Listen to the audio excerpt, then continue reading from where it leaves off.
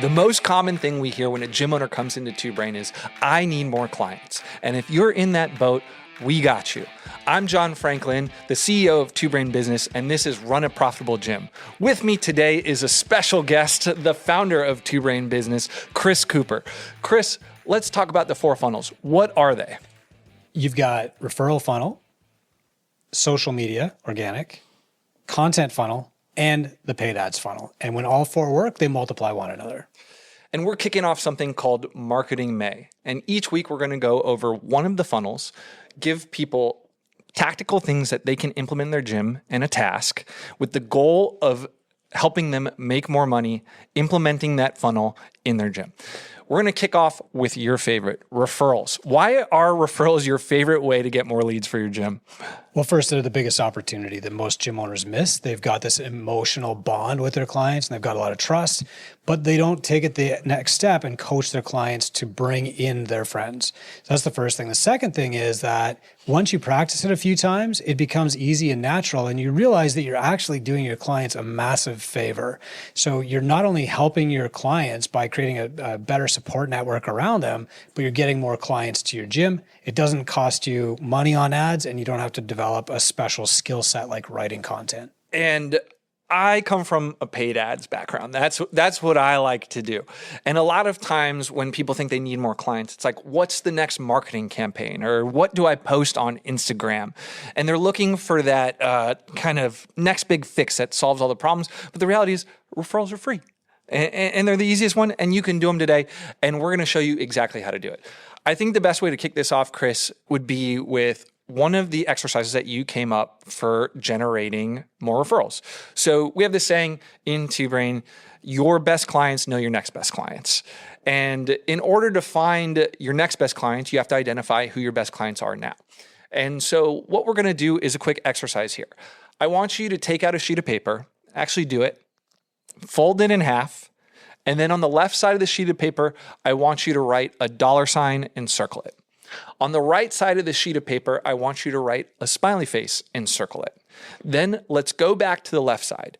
I want you to think of your client base. Pull up your gym management software and write down the 5 to 10 clients that pay you the most money.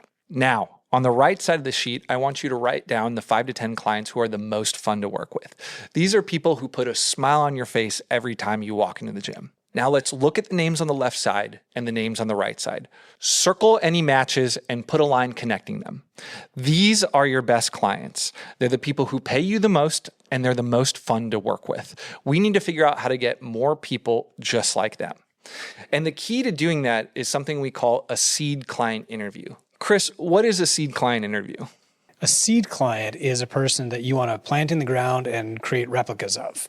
And so the interview is you having a conversation with that person over coffee and asking a few questions that'll help shape the direction of your gym, but also hopefully lead to more referrals from them because you're going to be very clear about asking for them. And when you're meeting with these seed clients, like it's just something where you ask them out for coffee or maybe, hey, grab a drink from the fridge and come into my office. Like, I just want to ask you a few questions, right? That's like... Yeah, I try to keep it really casual. The last one that I did was really funny. It was this couple and they've been doing semi-private training with us for a long time. And I said, hey, what are you guys doing after the gym? Do you have time for coffee? And they both looked at me suspiciously like, okay. And they came over to the cafe and we sat down and he's like, oh, I thought you were going to ask me for more money or something or give us some bad news. And I said, no, I'm really interested in your feedback. And every time I do this with our seed clients, I get enormous insight because it's coming from the people who care about my gym and who are probably the most important people in my gym. And so just as usual, these people gave me amazing feedback because they answered the 3 questions that I had for them. It took 10 minutes. I paid for the coffee, and it was one of the most useful exercises I did all year. So let's talk about it. In an average gym, they're going to have like 3 to 5 yeah. seed clients. Okay, so these are like your crown jewels. You should pay more attention to them than you do any other member. Yeah. And so we talked about taking them out to coffee. It's a little 15 to 20 minute meeting. It's Marketing May, Chris. We're going to give them the questions. They need to be they need to be able to plant those seeds in the ground and have trees come out. So Sure. So when they go into that meeting, what are they saying? Well, these are your best clients. And so you want to know, how can I get more people like you? And so the first thing that you're going to ask is, what brought you to my gym in the first place? Because if ads, for example, are bringing in 30 clients a month, but none of them are turning out to be your best clients, then you want to know what is going to create the best clients. And so these people were actually brought in by referral. The second thing that you're going to ask them is like, what have you done in the past that you didn't like? Because that's going to tell you, hey, don't do this. It's going to give you some guardrails on your business. And the third thing that you're going to ask your seed clients is, what is your biggest challenge when you leave the gym? And so for these folks, the answers were something like, a referral brought us in, as I said. We couldn't stick with the program before because nobody was holding us accountable. And the third thing is like, it's always eating. We leave here, and if we don't have our lunch pre-made, we're going to go to a restaurant and pick something up on the way home. That's an opportunity for you to expand your business. And so that 10-minute meeting really focuses you on, here's the marketing I need to be doing the most. Here's the things that I need to avoid doing or I'll chase these people out. And finally, like, here's the potential next service that I can offer that will actually benefit my clients. And so how do we take that information and turn it into referrals? Well, that's going to be the next step. So you have the conversation with them, and from there, you're going to say, is there anybody in your network who you think could benefit from being part of my gym community? And that's the line that I always use. Is there anybody in your network who would benefit from being a part of my gym? It doesn't feel like anything other than an invitation, which is just what it is. Quite often, the seed client will rack their brain and say, actually, my sister, and they'll actually give you a name. Sometimes they're a little bit more wary. I don't know, I'm not sure. But that's okay, because we're going to address that in a goal review, which we're going to talk about next. And you're going to do that with all of your clients. So once you ask the question, hey, do you know anybody who would benefit from coming here? It's a binary answer, right? It's a yes, no. Yep. If they say yes, what do you do? Well, 30% of the time they are going to say yes. And you shouldn't expect it to happen every time. You shouldn't be discouraged if they say no. 30% of the time they're going to give you a name. But keep in mind, that name is going to become one of your best clients just like they are. So that's what makes it worth doing. The next thing that you're going to do is say, hey, do you mind if I get in touch with them and CC you on the email or connect you on chat? And so as I become more confident in doing this and comfortable with it, I'll say, can we text this person right now? And I'll include my member on the text thread. So, John says, my cousin Maria would be a great fit for your gym. Great. Do you mind if I text Maria right now? What's her number? I text her, hey, it's Chris from Catalyst. I'm including John on this thread. We'd love to have you come in and try a one-on-one workout with John. The other thing that you can do, but this is a little bit more passive and less effective, is going to be, when can we invite them in for a one-on-one workout with you? The reason that that's more passive is now you're putting the ball in the hands of your client who has no incentive or motivation to be your salesperson. You're way better off to hold the ball and call the play yourself. And so we find a lot of clients in Two Brain do these seed client exercises, but they tend to skip the last part because it's uncomfortable, right? Yeah. Asking for referrals is a muscle that you need to train. And so, I think the first step is something like hey, what would it take to get this person in for a workout?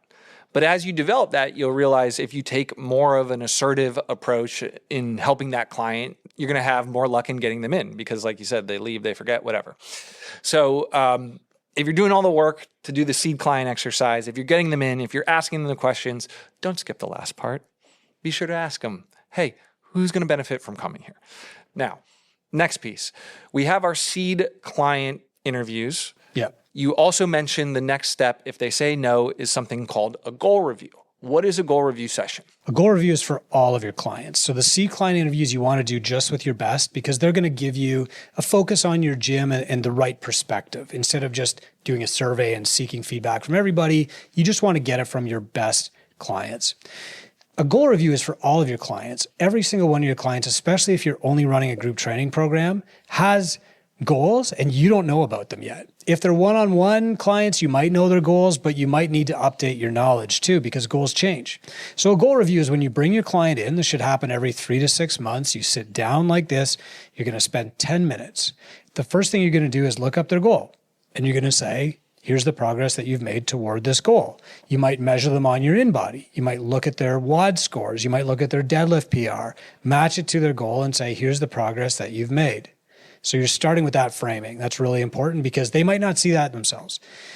Then you say, John, are you completely satisfied with your progress? And you let that sit. And they're going to say one of three things. They're going to say yes, no, or maybe. If they say yes, They don't need a new prescription. Great. I'm so proud of you. Now, I've been thinking about your wife. I've been thinking about your coworker, Lisa. I've been thinking about the friend that you keep mentioning, Amy. What would it take to get your wife to come in and do a one-on-one workout with you? So if they say that they're completely satisfied with your progress, the next best thing that you can actually do for them is to help them build a support network in their personal lives. And this is the step that a great coach will take, is not just coach you to change your diet and your lifestyle and your exercise, but coach everybody around you to make that same change, because that will support you long term. It takes boldness, it takes practice. But when I got over the BS in my own head and started doing this, not only did my business grow from the referrals, but my clients started getting much better results, because now I'm not just in their face 1 hour a day, their entire lifestyle has changed, their support network has changed. So if you say, are you completely satisfied with your progress? And they say, yes, I am. The next best thing that you can do is start building their support network for them. And so you want to go into that knowing John's wife's name. You want to go into that knowing Maria's coworker's name. You want to go into that knowing who does Amy hang out with on the weekends, and suggesting a specific name to them. Hey, do you think Bill would join us for a one-on-one session next week? And one of the things that I learned from you is you have to set the expectation of referrals in your business. It can't be this passive thing. How can gym owners set the expectation of referring someone on day zero when someone just signs up for the gym? Well, this is brilliant. And it actually increased our referrals by about 30% when we started doing it, just framing it. So somebody comes into the gym, you sign them up, they're excited, you've got their first on-ramp appointment booked, and you say, okay, at the end of on-ramp, you and I are going to get together again, review your progress, and talk about the next step. And if you're perfectly satisfied with your progress at that point, I'm going to ask you to name somebody who will help support this journey with you. And again, what you're doing is you're building their support network. If they have a workout buddy at work, they will work out more. If their wife eats the way that they eat at home, they will eat better, etc. And so just framing that, and they always say, yeah, okay, it just means that it's not a surprise when it actually comes up in their first goal review. And quite often they come into that goal review saying, oh man, Chris is going to ask me for a referral. I'm going to mention my buddy John. And if you're new around here, On-Ramp is basically a series of one-on-one classes that prepare people for whatever your main offering is, whether that be small group personal training or group classes. If you are a gym owner who maybe has one offering and haven't established an on-ramp yet, a simple way is, hey, you told me you want to lose 10 pounds. If I'm knocking it out of the park for you, you lose 10 pounds 90 days from now, is it fair that you refer me one of your friends? And they'll say yes. Like, they're not going to say no. And that just gets them thinking, and it allows them to know it's coming at least. So when you ask that question at that first goal review, it's not going to feel salesy because they already know. You've already set the table for the referral. Now, Chris, one of the things that we hear a lot about this is feels salesy. I don't like doing it. And so, fine, we got something for you anyway. You recently filled up an entire class. So if you've missed it, I am the CEO of Two Brain Business. I took over the role in January. Chris is now in a full-time content role, which means he has a little more free time on his hands. So he's been meddling around in his gym. So tell me how you built back up your book of business after 10 years on the sidelines here. Well, I think a lot of people were surprised that my first act as a retiree is I want to go coach in my gym. And so I went to my partner and I said, Ryan, do you have any classes or personal training clients you can give me? And he said, no, go get your own. And so I did this affinity marketing, referral marketing on myself. I put myself in the middle of the circle and I said, who are my closest friends? Who are my connections? And immediately, because I'm a cyclist, I started thinking about the people I ride bikes with. And I knew that one was coaching a group of young teenage athletes, and he was preparing them for their mountain biking season. It's a high school sport now. And so I called him up and I said, Lawrence, are you still working with these kids? And he said, yeah. And I said, what are you doing for strength training? And he said, nothing. Some of them are trying it at school. Some of them are doing bodybuilding at the YMCA. Some of them are doing nothing. And I said, well, what if we brought them in for 8 weeks and we taught them the fundamentals of lifting, the fundamentals of movement? It would help their cycling, but these would be skills they'd keep forever. And he said, oh my God, I love it. And so I said, okay, I'll get you a quote. I got them a quote. They signed up for 2 sessions so far with 16 kids. We had to cap it, and we could sell it as 3rd session if we want to. So every Wednesday night from 7 o'clock till 8, I coach a group of teenage cyclists.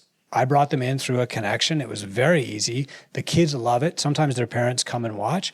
And it's just a great example of doing affinity marketing. Everybody who gets a job as a coach or opens a gym say, I want to do this to make an impact. I want to change the world. Well, you can't change the world if you're waiting for the world to come to you. You have to go out there and extend your hand and care enough about the people in your community to invite them to come and train with you. And that's just all I've been doing. And we have just a laundry list of gym owner success stories in this category from, training local hockey teams, local football teams, getting corporate clients, simply by just going out, having a conversation and saying something as simple as like, how can I help your network? How can I help the people at your corp? But if you don't want to do that, I got something else. Another easy way to naturally get referrals without feeling salesy is through events. Events are an incredible way to bring outside people into your business. There are 2 different types of events. You have your in-gym events and you have your out-of-gym events. Let's start with in-gym events. So all the rage right now is high rocks. And those are your camps, your simulations. We profiled a gym owner recently on the podcast that was doing an extra $30,000 a year in revenue, just offering 12 High Rocks camps leading up to the High Rocks race. We're releasing another podcast shortly with someone in the Tinker program who's doing 1 camp a week, and she's doing an additional $2,500 in revenue just from that. It really is just kind of a no-brainer, because when I talked to these people, they said, hey, did you know that the number varies, but it's usually between like 50 to 75% of the people who show up for these camps are non-members. So these are people from local run clubs. These are people from other gyms who want to come in for that specific type of training. Or in the case of the gym owner who was making an additional $30,000, he had like the special center equipment that High Rocks uses in the races. And people just wanted to try that out before actually having it be game time. If you're a non-believer in High Rocks, totally fine. Let's talk about some of the ones that you do in your gym. What are some of the more successful in-gym events that bring outsiders in? Well, the easiest is just to take a group that you have. So if I took these kids, the cyclists, and I said, okay, our 16th week is going to be a fun challenge where you can bring in your parents to compete against you. That's an in-gym event, and you're bringing in, up to 32 parents right there. But for the last 15 years, we've looked for local events, 5Ks, 10Ks, Tough Mudder type races, and partnered with them to say, we can help more beginners feel comfortable signing up for your event by running a Couch to 5K program to help them get ready. And my partner Ryan runs a great triathlon event. So now we run a Couch to 5K event starting in April every year to prepare people, and it helps more people sign up for his race. And it brings outsiders into our gym. And then we'll segue that into a duathlon training event. And the amazing thing is, we've been doing this for 15 years. It's not always easy, but it always works. You have to educate the event promoter on why they should push people to your group. But High Rocks does all that for you.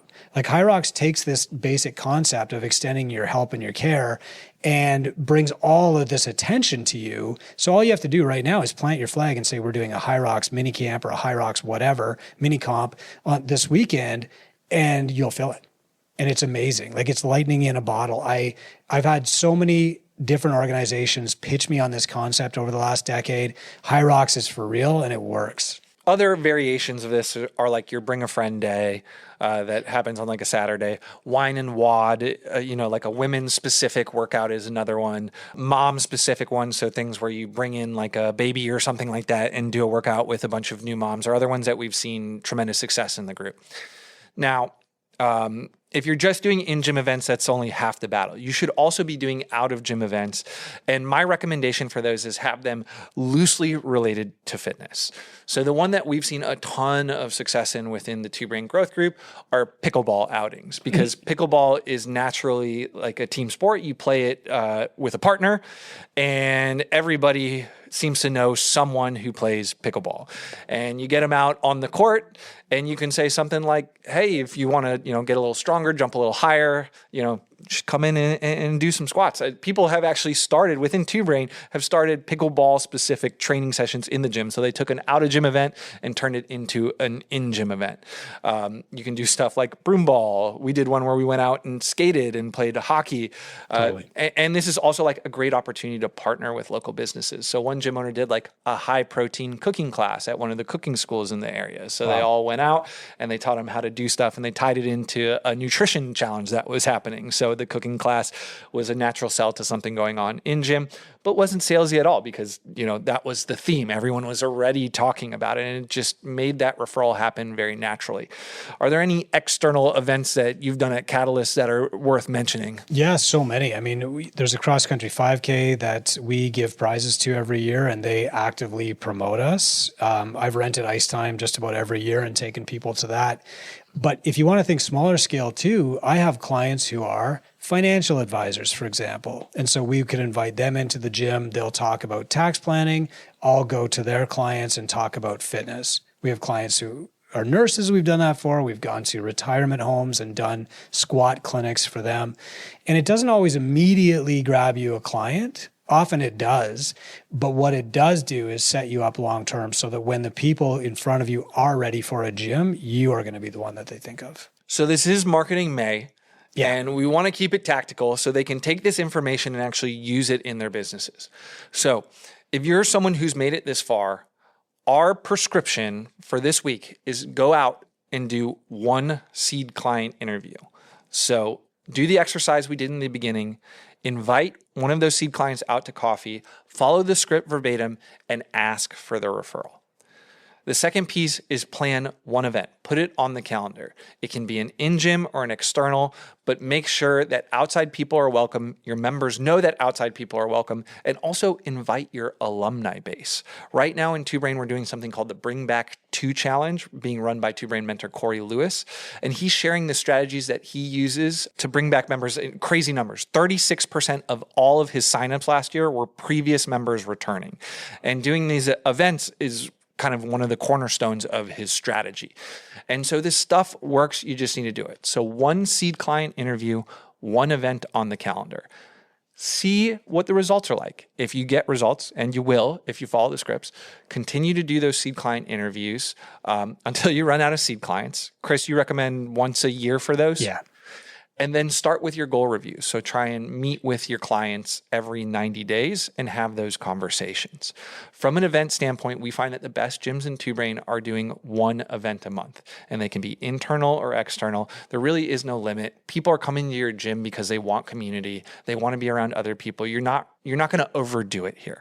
And again, these can be things as simple as like having people bring a friend to a workout, doing a High Rocks camp, and it can be something as complex as renting out a hockey arena and having a intramural hockey game amongst your gym members. But I only recommend that for Canadian gyms. Chris, anything else we need to cover here on your favorite part of the funnel? The thing that's stopping most gym owners from getting more referrals is the internal dialogue of that person broke up with me. They never want to hear from me again. That is not true. And as soon as you get over that, you start seeing opportunities to help people and help them more. And that is what actually brings them into your gym. You coach them to sign up. You coach them to get fit. You have to coach them back. But if you do that, you'll change their lives. So that concludes our episode on the referral funnel. Take this information and go and implement it in your gym. Next week, we're going to be talking about social media. So subscribe to Run a Profitable Gym, and we'll catch you next week.